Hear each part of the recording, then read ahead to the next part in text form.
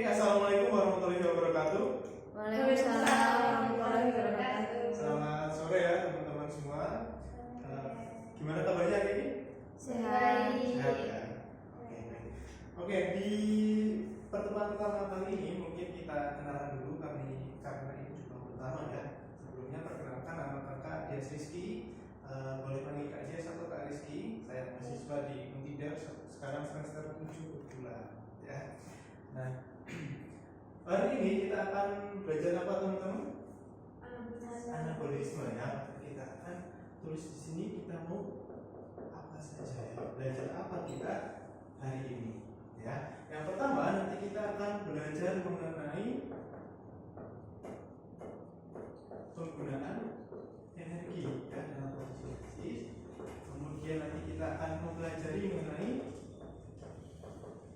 reaksi terang ya, dan juga nanti terakhir kita akan mempelajari mengenai reaksi gelapnya dalam fotosintesis. Nah, tapi sebelum kita masuk ke bagi kita pada sore hari ini ya teman-teman, saya ada pertanyaan. Coba teman-teman amati di sekeliling kita ya, banyak tumbuhan ya di sekeliling kita, banyak tumbuhan, dan kira-kira tumbuhan itu kan tidak masak makanan ya, tidak masak kayak kita tuh ya. Nah, kira-kira bagaimana caranya si tumbuhan itu mendapatkan asupan nutrisinya, mendapatkan makanannya? Ya, melalui fotosintesis ya. Dulu di SMP mungkin juga sudah mempelajari tentang fotosintesis ya. Nah, di pertemuan kali ini di SMA nanti teman-teman akan mempelajari lebih dalam bagaimana reaksi dari fotosintesis tersebut gitu ya.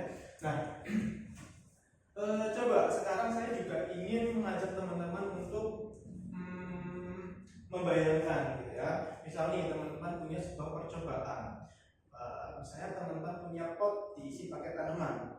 Di pot A sama pot B, tanamannya itu sama ya. Di pot A teman-teman letakkan di tempat yang terkena sinar matahari langsung ya, sementara pot B kalian taruh di dalam rumah yang gelap. Kira-kira setelah 2 minggu tanaman mana yang tumbuhnya lebih segar, lebih bagus? Lebih luar ya. Nah, kira-kira kenapa? Karena kena sinar matahari. Ya, karena kena sinar matahari. Nah, itu menjadi dasar. Nah, yang nanti kita akan bahas di sini, kenapa tanaman yang di luar itu lebih bagus daripada tanaman yang di dalam rumah itu tadi. Ya. Nah, kira-kira untuk apa sih kita mau pelajari tentang ini, fotosintesis ini? Supaya apa? Bisa menanam pohon yang baik. Bisa menanam pohon yang baik, tentu betul ya. Dengan kita mempelajari fotosintesis, kita bisa mengetahui bagaimana atau treatment apa yang sesuai supaya nanti tanaman itu mengalami fotosintesis yang maksimal sehingga nanti hasil panen jadi lebih bagus ya. Nah, selain itu juga mengapa kita harus mempelajari fotosintesis ini, kita bisa mengambil konsep kerja-kerja dari alam gitu ya, kerja-kerja dari alam. Misalnya dengan memanfaatkan sinar matahari ini nanti berpotensi untuk menjadi pembangkit listrik atau mengubah si sinar matahari, cahaya matahari gitu ya, menjadi listrik itu tadi ya. Dari mana kita bisa mengambil itu semua? Dari mencontoh proses yang namanya fotosintesis gitu ya. Nah, hari ini kita akan mempelajari mengenai anabolisme ya. Kita masuk ke bagian pertama ya. Nah, kalau kemarin kita sudah mempelajari di bab sebelumnya mengenai katabolisme ya. Kita review dulu materi pertemuan sebelumnya ya. Kita review dikit-dikit ya, karena ini akan nyambung dengan materi yang kita pelajari saat ini ya. Kalau kemarin di katabolisme itu reaksinya bagaimana? Katabolisme adalah reaksi pemecahan, jadi dipecah. Jadi yang tadi molekulnya itu kompleks gitu ya, menjadi lebih sederhana. Kalau kemarin di katabolisme contohnya apa? Ada reaksi Karbohidrat. iya, pemecahan karbohidrat atau kita sebutnya adalah proses glikolisis. Gliko kan berarti glikogen ya, karbohidrat ya, atau glikosa ya. Kemudian lisis berarti pemecahan. Di proses katabolisme itu adalah proses memecah yang tadinya karbohidrat itu molekulnya kompleks menjadi lebih sederhana gitu ya. Nah, di sini kebalikannya, kalau kemarin adalah proses pemecahan, kalau sekarang adalah proses pembentukan. Sehingga di sini kita mengetahui bahwa kita tulis dulu ya pengertian dari anabolisme. Nah, apa sih itu anabolisme? Sorry, saya ganti dulu.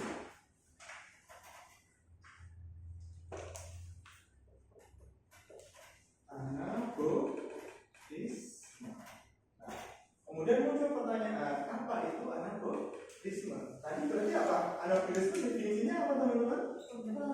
Ya, adalah reaksi pembentukan. Apa yang dibentuk? Yang dibentuk adalah senyawa atau molekul yang lebih sederhana, ya, menjadi lebih kompleks. Ya, menjadi kompleks. Nah, contohnya apa proses anabolisme ini? Contohnya adalah proses fotosintesis. Ya, contohnya ini. Nah, fotosintesis adalah salah satu contoh proses anabolisme tadi. Ya. Nah, kita masuk ke bagian pertama, penggunaan energi. Nah, di dalam fotosintesis ini tentunya nanti akan membutuhkan energi. Kenapa dia bisa melakukan fotosintesis? Nah, teman-teman perlu review lagi materi tentang sel di kelas berapa ya, tentang sel di kelas 11 ya, semester 1 mengenai sel ya. Saya gambarkan di sini misalnya ini ada sebuah sel ya. Sebentar. Misalnya ini sel ya, sel apa teman-teman? Sel tumbuhan tentunya ya. Nah, sel tumbuhan itu bentuknya kotak gini. Kenapa dia kotak? Nah, karena dia bagian pinggirnya itu dia punya yang namanya dinding selnya, sehingga dia kaku ya, tidak seperti sel manusia. Sel manusia atau sel hewan itu lebih fleksibel. Nah, di dalam sel ini, di dalam sel tumbuhan ini ada yang namanya organel sel ya, organel sel. Ya, organel sel di sini itu banyak ya. Nah, di sini ada vakuola ya.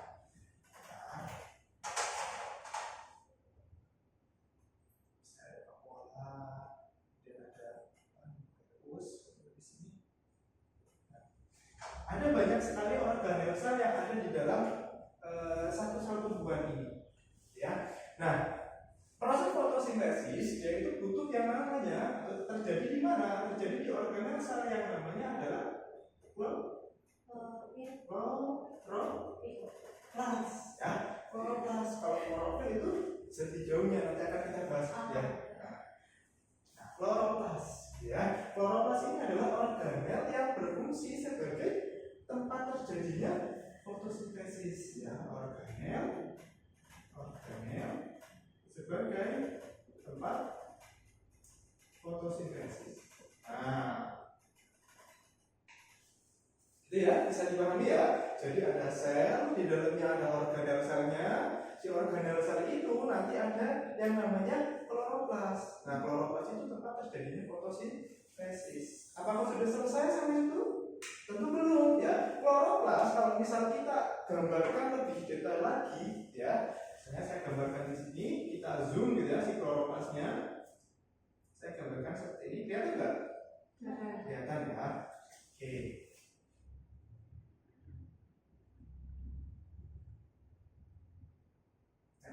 Kalau kita zoom si kloroplasnya, dia itu memiliki struktur yang seperti apa ya?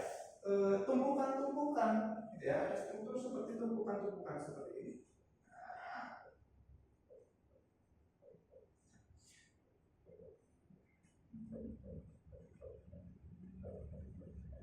Nah, tumpukan-tumpukan ini yang kita sebut sebagai tilakoid. Ya. Jadi saya tambahkan ini maaf ya kalau tulisan saya sangat bagus. Itu tilakoid.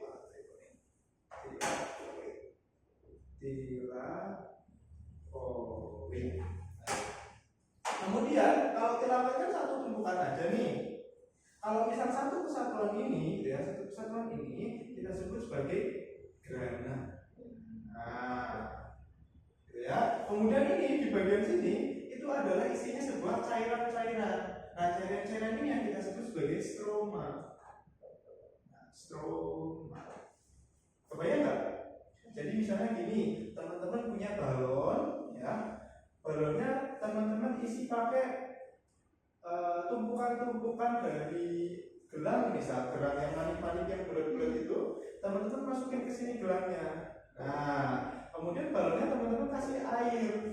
Karena kan mengisi itu balon berisi air dan juga manik-manik tadi. Si manik-maniknya adalah gerananya, sementara satu butir manik-manik adalah filatoid, dan airnya ini adalah stroma. Itu ya analoginya ya, paham? Oke, lanjut ya. Oke, ada gerana, filatoid dan juga stroma. Oke, ini pengantar sebelum kita masuk ke bagian yang pertama, yaitu konsep penggunaan energi. Konsep penggunaan.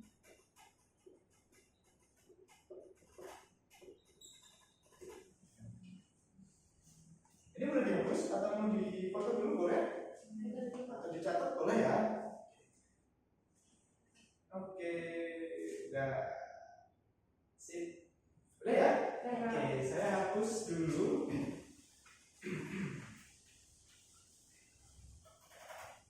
Ini juga saya hapus ya, karena nanti sedikit aja.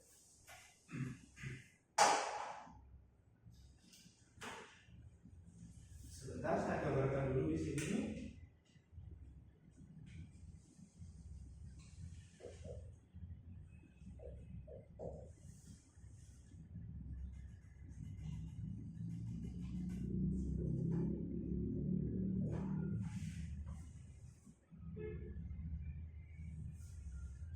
Ya, misalnya gini.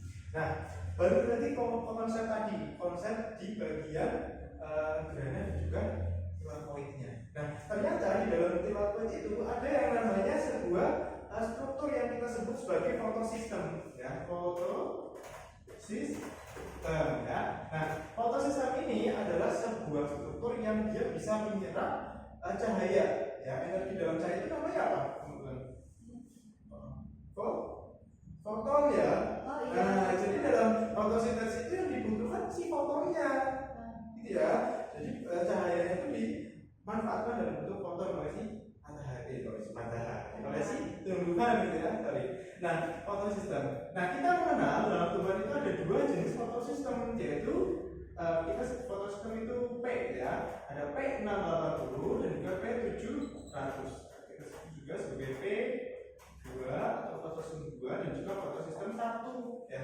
680 dan 700 ini didasarkan pada apanya? Didasarkan pada kemampuan fotosistem untuk menyerap panjang gelombangnya. Ya, jadi ada panjang gelombang cahaya, ada 680 sama 700. Nah, si fotosistem 1, ya, dia itu bisa menyerap panjang gelombang 700, ya. Sementara yang kedua dia bisa menyerap 680. Nah, dia ada di mana? Ada di dalam kloroplas, ya. Nah, kita masuk ke materi yang pertama, yaitu konsep penggunaan energi. Nah, pertama-tama energi misalnya cahaya matahari, ya, ada cahaya. Cahaya ini tadi mengandung apa, teman-teman? Foton, ya. Ketika foton, ya, ada cahaya, ya, dia akan ditangkap oleh P680, ya. P680. Jadi ini kita udah masuk ke, oh ya, ini udah selesai ya berarti ya, penggunaan energinya, penggunaan cahaya untuk proses fotosintesis. Jadi di bagian pertama ini intinya adalah proses fotosintesis, dia membutuhkan yang namanya energi matahari atau cahaya dalam bentuk foton, ya. Kemudian kita masuk ke selanjutnya, gitu. Ya, ini reaksi terang. Nah, kalau tadi di bagian pertama kita mengetahui bahwa penggunaan energinya itu di proses fotosintesis dia butuh yang namanya foton. Nah, lalu fotonnya untuk apa? Nah, fotonnya nanti digunakan untuk proses yang kedua, yaitu proses fotosintesis itu tadi. Dan fotosintesis nanti dibedakan jadi dua. Ada dua reaksi, yaitu reaksi gelap dan juga reaksi terang. Terang dulu apa gelap dulu kira-kira? Terang dulu ya, reaksi terang dulu baru reaksi gelap. Ya, reaksi terang ini nanti juga dibedakan jadi dua proses, ya. Ada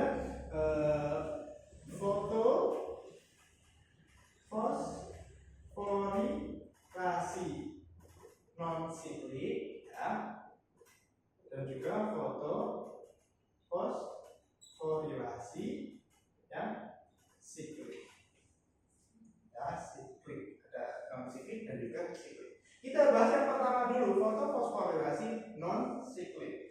siklik kita sebut juga sebagai skema Z.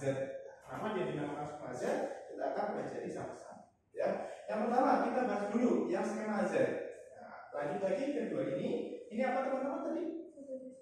Fotosistem berapa ini? Fotosistem berapa? Fotosistem 2 ya, dan ini fotosistem 1. Nah, proses fotofosforilasi non-siklik pertama kali terjadi di bagian proses itu terjadi di fotosistem 2 dulu. Ya, misalnya ada cahaya datang, foton. Nah, si cahaya-cahaya ini dia akan ditangkap oleh si P680 atau fotosistem 2 ya. Jadi dia akan menyerap energi-energi fotonnya. Sehingga nanti dia akan dikumpulkan di bagian pusat reaksi. Ya, kan ini luas tuh. Nah, mereka itu tinggi-tinggi itu menyerap fotonnya. Kemudian nanti dikumpulkan ke tengah, ya, dikumpulkan ke tengah. Nah, karena dia sudah terkumpul di tengah ini, menyebabkan energi di dalam si P680 ini tinggi. Nah, energi yang tinggi ini menyebabkan lonjakan energi atau kita sebut sebagai eksitasi. Ya, dia mengalami eksitasi. Ya, tinggi nih, melonjak. Nah, mengalami eksitasi. Apa yang tereksitasi teman-teman? Yang tereksitasi adalah si elektronnya. Elektron di dalam fotosistem ini karena foton menyebabkan dia tereksitasi, dia seperti keluar terlalu tinggi energinya sehingga dia kayak meledak gitu ya. Nah, tereksitasi kemudian nanti dia akan ditangkap oleh akseptor primer ya. Nah, lalu bagaimana ketika tereksitasi di sini? Ini kan pada mulanya P680 kan dia stabil tuh, ya stabil karena tidak ada cahaya itu tadinya tuh. Nah, kemudian setelah tiba-tiba setelah ada foton di sini, dia menyebabkan tereksitasi. Otomatis kalau tereksitasi elektronnya hilang dong ya, keluar dong. Maka di sini jadi stabil apa nggak stabil? Jadi nggak stabil. Lalu bagaimana caranya supaya dia stabil? Maka akan terjadi proses yang namanya pemecahan air ya, atau kita sebut sebagai fotolisis air di sini. Di mana H2O dia akan dipecah menjadi apa? Setengah O2 plus 2 hapus ya. Ya, jadi nanti pertama-tama P680-nya itu dia stabil. Tiba-tiba datang foton menyebabkan elektronnya nggak stabil, tereksitasi. Elektronnya keluar gitu ya, meninggalkan si P680, menyebabkan dia nggak stabil. Lalu gimana caranya supaya dia stabil? Maka dia ngambil air, dipecah oleh si cahaya, menyebabkan ada setengah O2 plus 2 plus dan juga elektronnya tadi. Nah, proses ini yang kita sebut sebagai fotolisis air.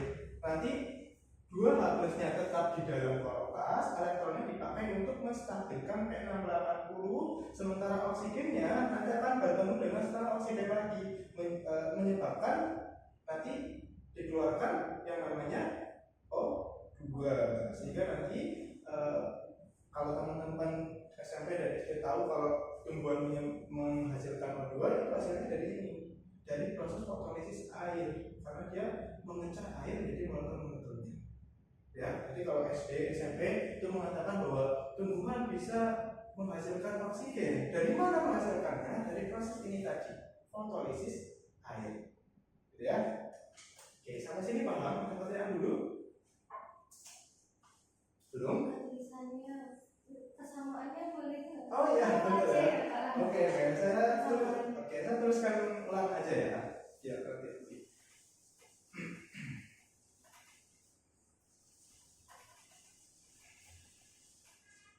Jadi kita sama-sama aja deh, biar nanti lebih paham teman-teman ya.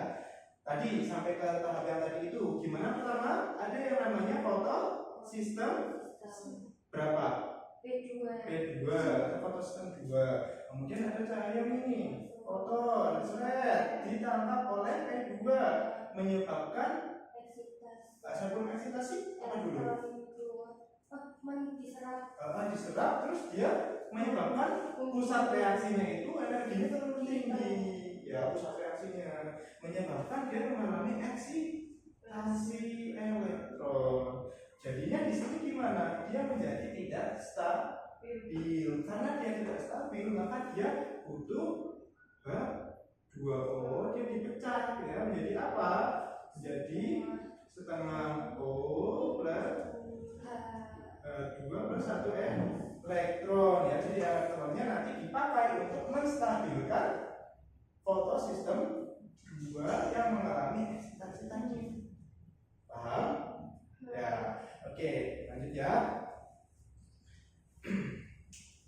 Kemudian setelah dia tereksitasi lalu bagaimana? Dia akan ditangkap oleh yang namanya akseptor primer ya, akseptor primer. Nah, di akseptor primer ini nanti dia akan melalui beberapa rangkaian kompleks sitokrom ya. Ada prostopinon, kemudian kompleks sitokrom, dan juga nanti masuk ke plasmosianin gitu ya.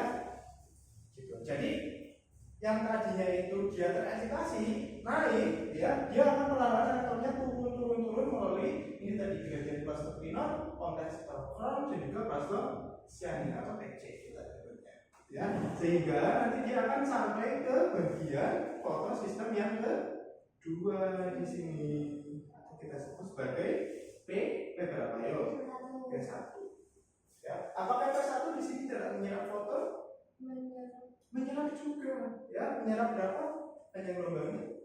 700. Ya, menyerap panjang gelombang 700. Ya. Nah, ini kan tadi elektronnya udah masuk nih ke sini. Ya, sudah nyampe nih di bagian fotosistem 1 nih.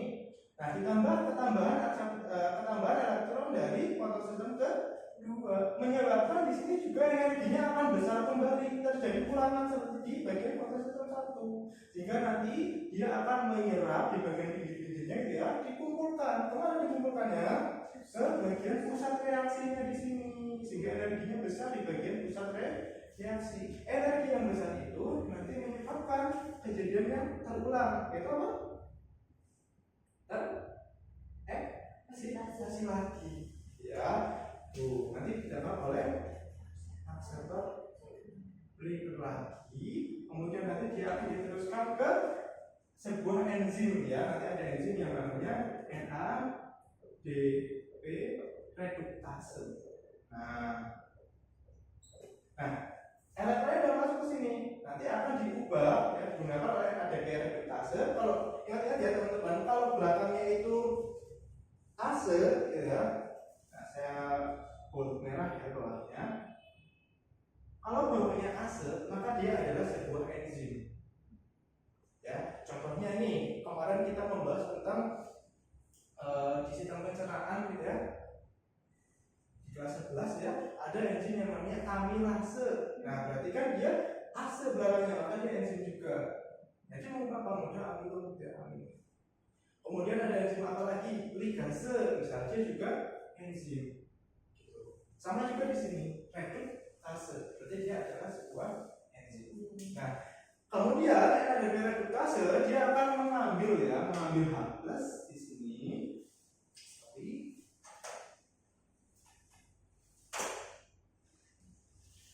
Nah, mengubah NADP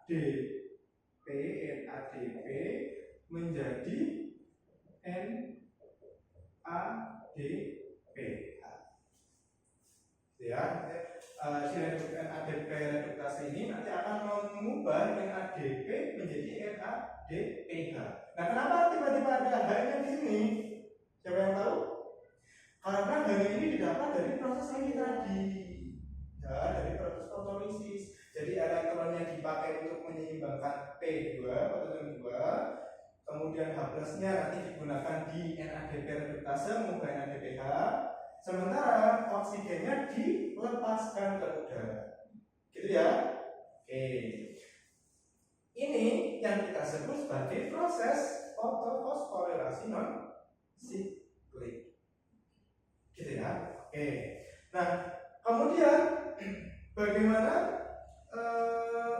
proses fotofosforilasi yang siklik? Kalau non siklik berarti kan non siklik padahal siklus ya, berarti dia tidak bersiklus. Kalau yang siklik berarti dia bersiklus ya. Oke. Soalnya ada tambahan gitu ya. Setelah dia di NADPH ini, di sini ketika si elektronnya menuruni pas terminal kompleks sitokrom dan partosianin, dia juga nanti akan menghasilkan energi dalam bentuk ATP ya. Nah, dihasilkan yang namanya ATP. Ini agak acak-acakan tapi nanti di akhir kita coba simpulkan sama-sama ya. Oke. Kemudian setelah itu kita masuk ke bagian yang kedua, yaitu fotofosforilasi yang siklik. Nah, kalau yang siklik dia terjadi di bagian P1 atau fotosistem 1. Ya. Nah, di P1 ini ketika akseptor primernya ini menangkap sebuah elektron, dia tidak akan melanjutkan ke bagian NADP reduktase, tapi dia akan dialihkan ke bagian kompleks sitokrom di sini. Sehingga nanti kompleks sitokromnya akan menjadi sebuah aliran elektron dari kompleks sitokrom PC sampai ke P1, sehingga di dalam fotofosforilasi siklik hanya dihasilkan ATP.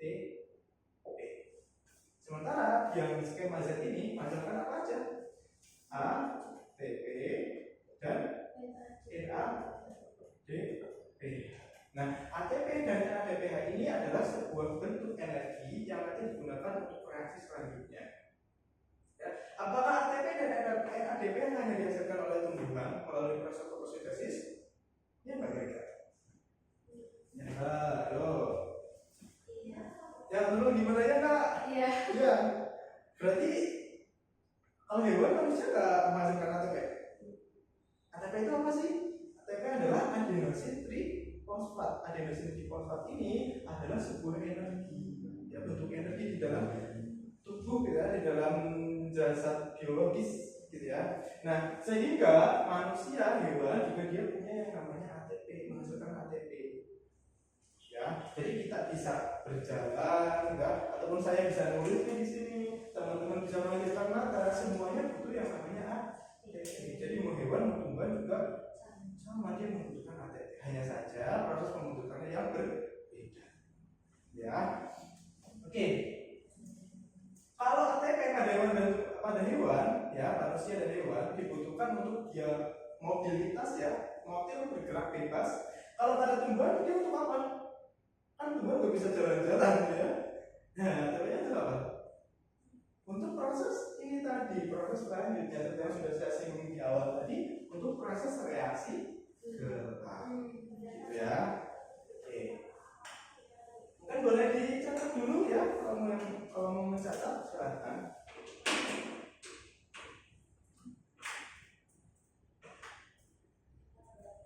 Sambil kita break dulu sebentar ya. Ada pertanyaan dulu teman-teman? Belum ada?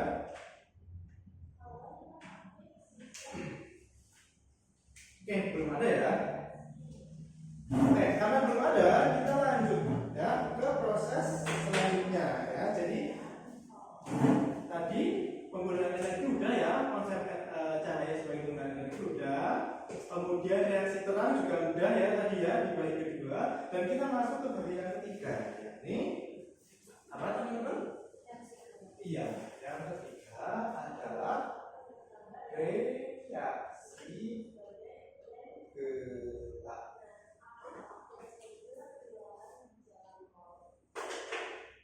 Saya gambarkan skemanya dulu ya, biar nanti saya menjelaskannya lebih enak.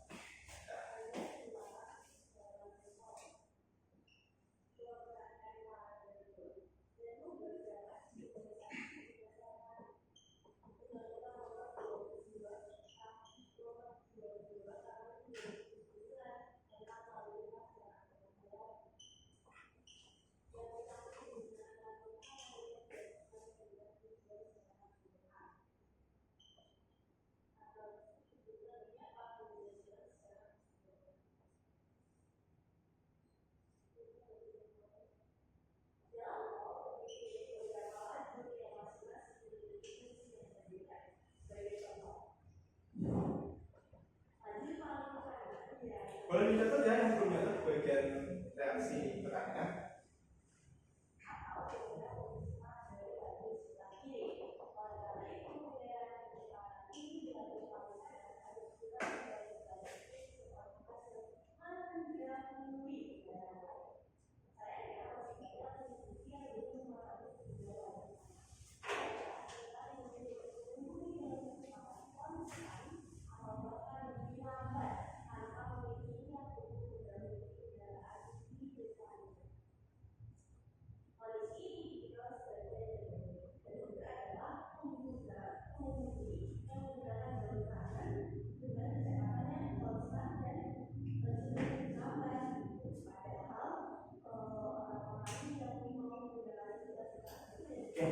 Lanjut ya teman-teman, kita akan membahas bagian ketiga yakni tentang reaksi gelap ya. Kalau tadi kita sudah tahu bahwa hasil reaksi terang adalah ATP dan NADPH gitu ya, dia energi. Nanti dia energinya akan dipakai untuk reaksi selanjutnya yaitu reaksi gelap ya. Reaksi gelap terjadi di mana teman-teman? Reaksi gelap terjadi di stroma ya, gelap terjadi di stroma. Ingat tadi di menit-menit pertama kita membahas tentang kloroplas ya. Stroma itu apanya? Cairannya yang di dalam kloroplas ya. Atau jembatan peredanya itu kalau teman-teman pengen ingat-ingat biar mudah, kalau gelap itu teman-teman ngomongnya agak lebay. Gelap kan ada istilah gelap berarti stroma ya. Kemudian kalau yang ini terang, reaksi terang terjadi di mana? Terjadi di mana teman-teman? Terang di grana ya. Nah, kan belakangnya G, terang G. Maka dia grana, terang grana, gelap berarti gelap stroma ya. Grana dan stroma ada di kloroplas. Gitu ya. Kloroplas ada di mana? Di dalam sel tumbuhan. Lebih tepatnya di bagian fitoplasma sel tumbuhan. Gitu ya? Oke. Kemudian masuk ke bab ini. Bahasan selanjutnya yaitu reaksi gelap. Pertama, setelah kita mengetahui bahwa proses terang atau reaksi terang ini dia menghasilkan ATP dan NADPH, selanjutnya di reaksi gelap ini ATP dan NADPH dia akan digunakan untuk proses pembentukan glukosa. Ya, yang pertama akan ada yang namanya CO2. Ya, jadi kita kan tahu kalau di SD SMP katanya tumbuhan bisa menyerap CO2. Ya, untuk apa tumbuhan bisa menyerap CO2? Ya untuk proses ini tadi. Ya, nanti akan kita bahas pas lebih lanjut kenapa dia bisa membutuhkan CO2. Ya, yang pertama proses reaksi gelap dibedakan jadi tiga teman-teman. Jadi tiga reaksi. Yang pertama adalah reaksi fiksasi. Ya, difiksasi dulu. Ya, kemudian yang kedua adalah proses reduksi. Kelihatan nggak sampai ke belakang? Kelihatan ya, ini spidolnya nggak bermasalah nih. Kemudian yang ketiga adalah regenerasi. Ya, yang pertama proses fiksasi. Fiksasi itu apa sih teman-teman? Fiksasi adalah difikskan dalam berarti ditangkap, diikat. Ya. Apa yang diikat? Yang diikat adalah CO2 ini tadi. Ya, si CO2-nya dia diikat oleh enzim Rubisco. Ya, oleh Rubisco. Ya, si Rubisco ini nanti akan mengikat CO2 sehingga nanti akan diubah menjadi 3 fosfogliserat. Nah, nanti fosfogliserat mengalami isomerase ya, dia akan diubah menjadi 1,3 difosfogliserat di dalam stroma. Kemudian 1,3 difosfogliserat atau kita sebut juga sebagai G3B ya, 1,3 difosfogliserat. Tapi nanti akan diubah menjadi G3B atau gliseraldehid 3 fosfat. Ya, gliseraldehid 3 fosfat ini nanti sebagian dia akan digunakan untuk proses pembentukan glukosa dan sebagian lagi dia akan diregenerasi. Regenerasi berarti kan di apa ya? Di recovery gitu ya. Nah, diregenerasi untuk membentuk apa? Untuk membentuk RUBB atau ribulosa difosfat. Ya, jadi kesimpulannya reaksi gelap ada tiga ya, ada tiga proses ya reaksi gelap. Yang pertama adalah fiksasi. Apa yang difiksasi? CO2 ya, CO2 yang difiksasi. Difiksasi itu ditangkap, ya diserap, ditangkap ya, CO2.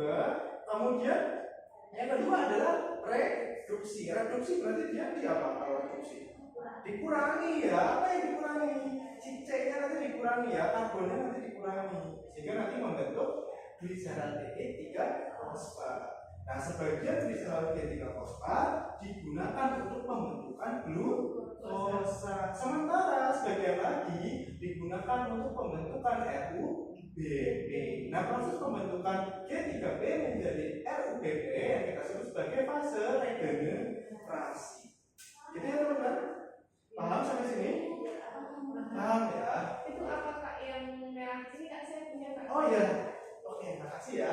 Oke, yang pertama dia proses apa tadi? Fiksasi. Yang kedua adalah reduksi dan ketiga adalah regenerasi. Tadi apa yang difiksasi? CO2. Betul ya. Apa yang direduksi? 30 gliseral membentuk gliseral D3 fosfat D3B ya. Dan regenerasi adalah proses pembentukan RUBP atau ribulsa 3 fosfat. Oke, itu ada pertanyaan dulu sampai sini? Belum ada? Oke, kalau belum ada mungkin bisa latihan soal ya. Bisa dilihat di bentar, saya pilihkan.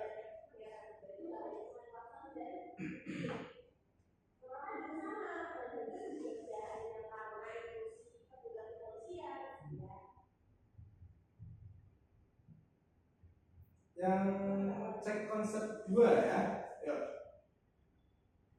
Silakan bisa minta tolong dibacakan soalnya, kita bahas sama-sama. Oke, ya.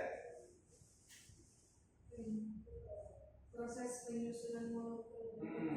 Yang itu yang apa? Cek konsep kedua. Iya, cek konsep kedua. Oksigen. Iya. Oh ya. Belum buka. Belum ketemu. Dulu coba diusahain ya. Nomor 1. Oksigen hasil fotosintesis dihasilkan pada reaksi titik-titik yang terjadi di. Oke, oksigen hasil fotosintesis dihasilkan pada reaksi apa? Terjadi di mana? Di mana ya? Di bagian apa?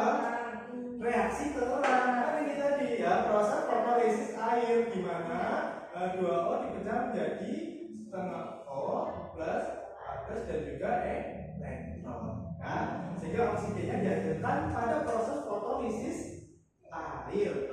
Nah, terjadi di mana? Proses reaksi terang. Ya. Grana itu tadi ini ya, membran.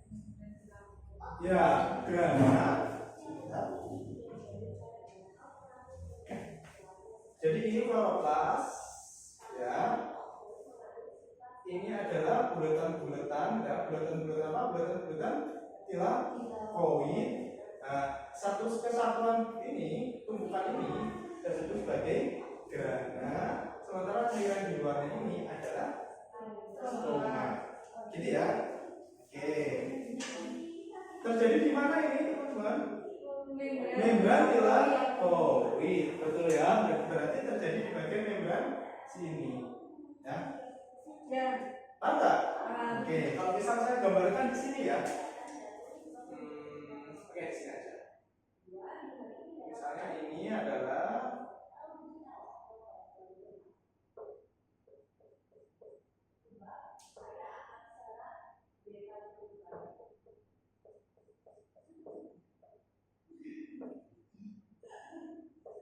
misalnya ini adalah membran tilakoid.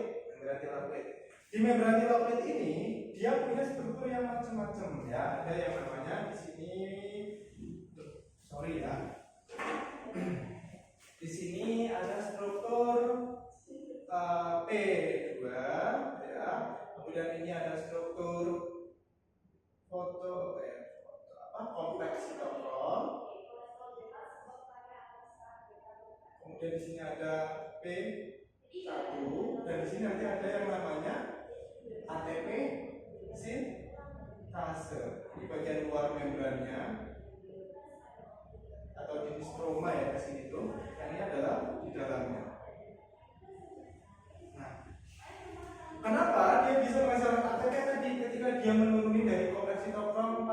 sampai susun 1 bisa menghasilkan ATP? Karena di sini kan menghasilkan H+ tuh proses fotolisis air, ya menghasilkan H+ nih. H+ yang nanti dia akan dipompa keluar. Nah, proses pemompaan dari ATP ini di dalam keluar, dia itu melewati ATP sintase. Nah, proses pelewatan H+ dari ATP sintase ini dia akan menggerakkan ATP sintase sehingga nanti dia dihasilkan ATP. Gitu ya. Jadi kenapa dia menghasilkan ATP pada proses reaksi terang? Karena ini tadi ketika fotolisis ada H+ banyak menyebabkan dia akan dikeluarkan gitu ya ke bagian luar melalui ATP sintase. Nah, proses pengeluaran itu tadi nanti dia menyebabkan terbentuknya ATP tadi. Ya, nomor 1 paham? Tidak ada pertanyaan? Oke. Kemudian nomor 2. Ya, perbedaan yang tepat antara fotosistem 1 dan juga fotosistem 2 adalah apa, teman-teman? C. Fotosistem 1 merupakan tempat terjadinya reaksi terang, sedangkan fotosistem 2 tempat terjadinya reaksi gelap. Yo, benar nggak teman-teman?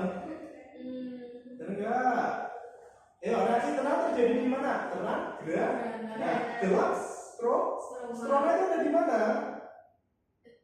Ada di dalam pelotas. Ya, jadi ini satu kesatuan. Ya, sementara reaksi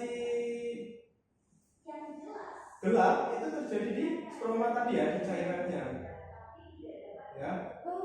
Sehingga yang tepat adalah jawabannya adalah E. Fotosistem 1 terdiri dari pigmen yang menyerap kuat energi cahaya dengan panjang gelombang 700 nanometer. Sedangkan fotosistem 2 atas pigmen yang menyerap energi 680 nanometer. Ya. Kemudian soal terakhir nih, nomor 3, silakan dibacakan. Pernyataan yang tepat mengenai jalur non-siklik adalah non-siklik berarti dia bersiklus enggak? Enggak ya? Maka apa? Itu menghasilkan ATP dan ATP. Betul ya, ada pintar-pintar nih. Dari sama mana? Salah satu. Sama satu. Nah, pintar ya. Sama 3. Oke. Nah, benar ya, jawabannya adalah yang A, transformasi energi cahaya menjadi energi kimia dalam bentuk ATP ya, dan juga NADP. Gitu ya. Ada pertanyaan dulu? Belum ada pertanyaan? Oke, karena belum ada pertanyaan, jangan lupa postasnya dikerjakan di aplikasi ya. Oke, saya beri waktu berapa menit ya? 30 menit cukup? 1 jam. Apa banget ya, nanti sampai maghrib. Ya, silakan dikerjakan dulu prosesnya. Nanti kita akan sama-sama membuat kesimpulan dari apa yang kita pelajari saat ini. Ya, silakan.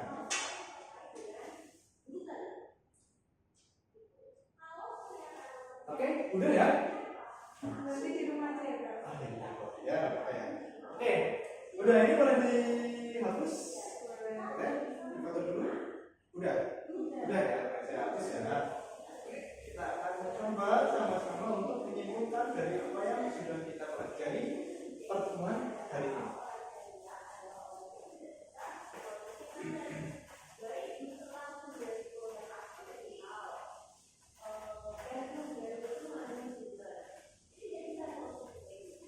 Perlu saya tulis ya, teman-teman jawab lisan sama-sama.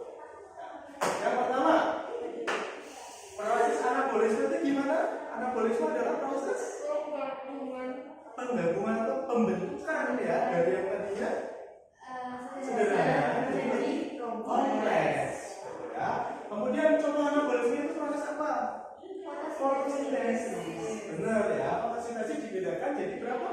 2. Ada reaksi apa? Terang dan gelap. Ya. Nah, kita bahas reaksi terang dulu. Reaksi terang ini butuh apa teman-teman?